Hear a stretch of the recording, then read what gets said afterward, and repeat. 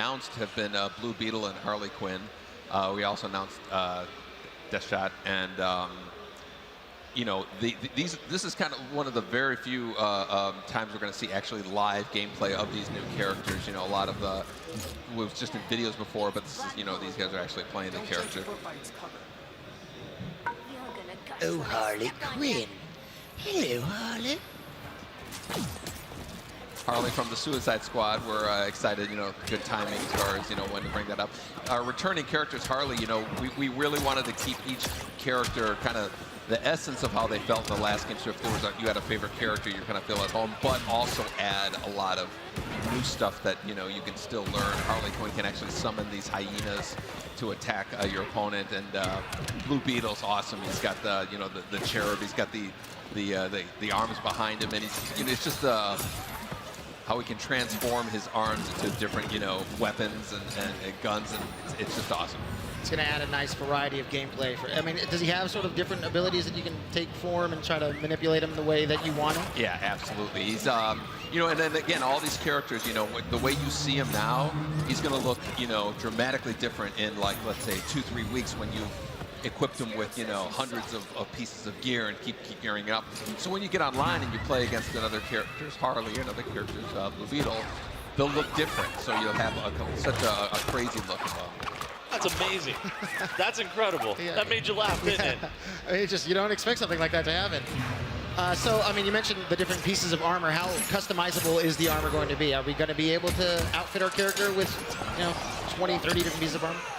Well, there's kind of like 5 main slots, and each character has like a different like main piece that pieces that changes. Batman obviously is going to change his utility belt a lot, sure. His cape, his cowl, his insignia and chest and all that.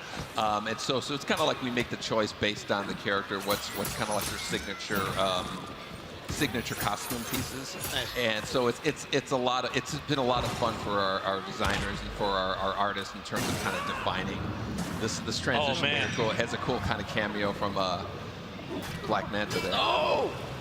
That's another thing about the previous game, was how interactive the backgrounds and the levels themselves can be. Are you guys going to step that up with this game as well? Absolutely. That's what we feel is a big part. It's like a signature feature of Injustice is interaction with backgrounds, multiple backgrounds on the arenas, and kind of getting, a feeling of two different arenas to fight in.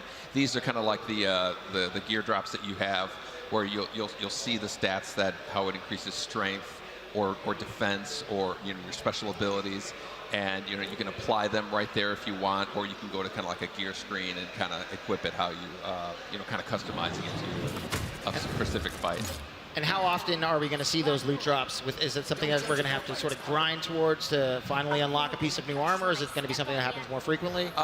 We'd like to have it fairly frequently, but not to the point where it's not an event at all. Sure. And so we're still kind of messing with the exact frequency, but we definitely want to have, and certainly in the beginning, the player to really get an understanding of that whole process of constantly upgrading your character and making decisions. We're going to have, certain challenges that you need specific pieces of gear just to get into the challenge. Oh, wow. So that'll be part of your collection. Batman might need a piece of kryptonite gear to fight a certain, boss Superman or something. Or if he goes into that tower without that gear, he just gets annihilated. But then when he has this kryptonite gear, then it really ups your chances. So that kind of game, as far as, strategically picking your gear and for certain situations, is going to be part of the fun of kind of having this collection of gear.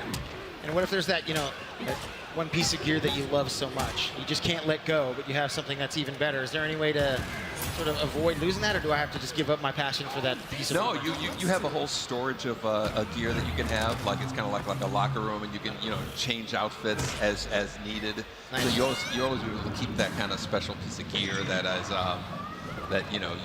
some legendary piece that you found that you never want to get rid of. Oh, God. You don't want to... What's going to happen now? Water It's a series slide? of tubes. It's a series of tubes. It's a water slide mid-level, nice relaxing, sort of take a break, cool off.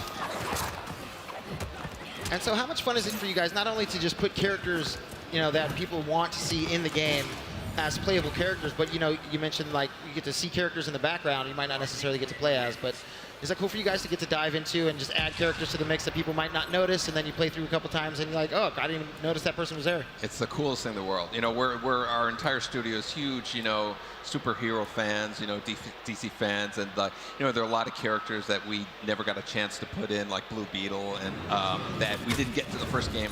And when we announced them, you know, we've had, you know, years of people just kind of clamoring, you know, Blue Beetle, Blue Beetle. I interact with a lot of our fans on Twitter, and Blue Beetle was one of easily the most requested characters. Really? Yeah. How do you guys go about picking characters? It's just A lot of it is the feedback fan from feedback. Yeah, exactly. All right. Kind of interacting with them. I put polls every once in a while on Twitter. Really? Who would you rather see in the game and whatnot, and we listen to that. Well, hopefully we get to see the question or booster gold sometime. You never know. Those are dope. Those dudes are dope. You want that booster gold? I want booster gold, man. see it? He will never get any credit for winning a match. You follow that on Twitter, maybe he'll put that in a poll. I don't know. You can respond, and then you can maybe have that. A chance That to vote. You can have my that vote. That puts him- You know what? With the election coming up too, your vote is a your very voting poignant thing to counts. have happen. Yeah. What's happening? Oh, See, even Harley Quinn has like she has pigtail covers. Sometimes you got to protect the piggy tails. Yeah, that's one of the pieces of costume you can get to upgrade her, you know, her stats with is those covers of the details.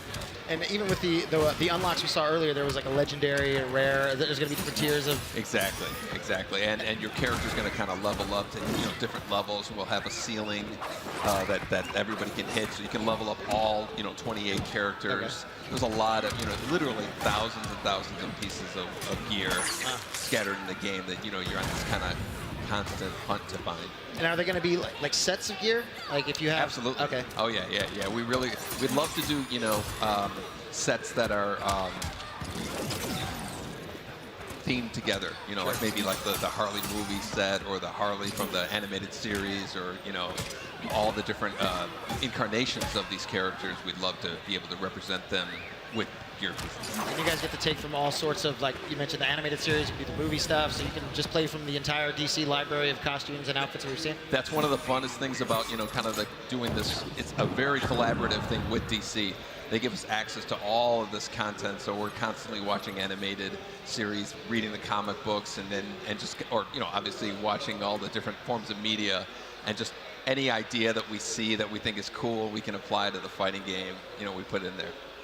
It's gotta be rough. You know, I gotta work today. I gotta read all these comic books, watch all these animated series, watch all these movies. Exactly. oh man. Do that, Wonder Woman. You don't want to anger the. I don't care how smart you are.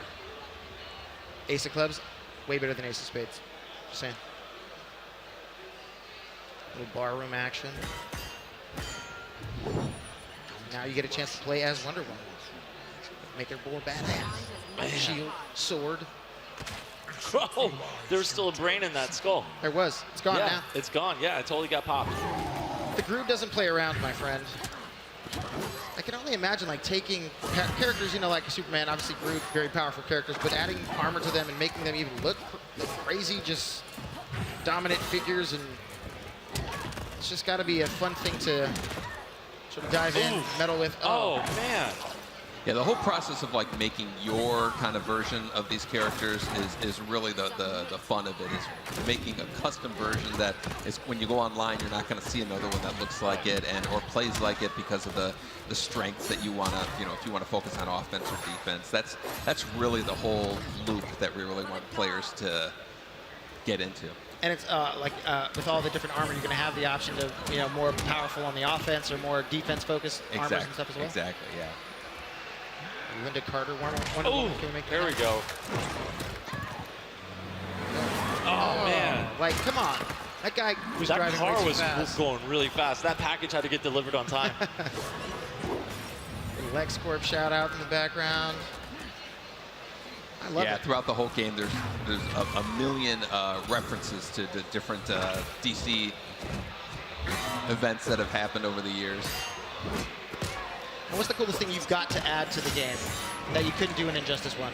That we could probably the graphics update. We really we have a whole new graphics engine that we didn't have in Injustice 1, and it really is going to let us do a much more, you know, realistic movie-like presentation of these characters. Yeah.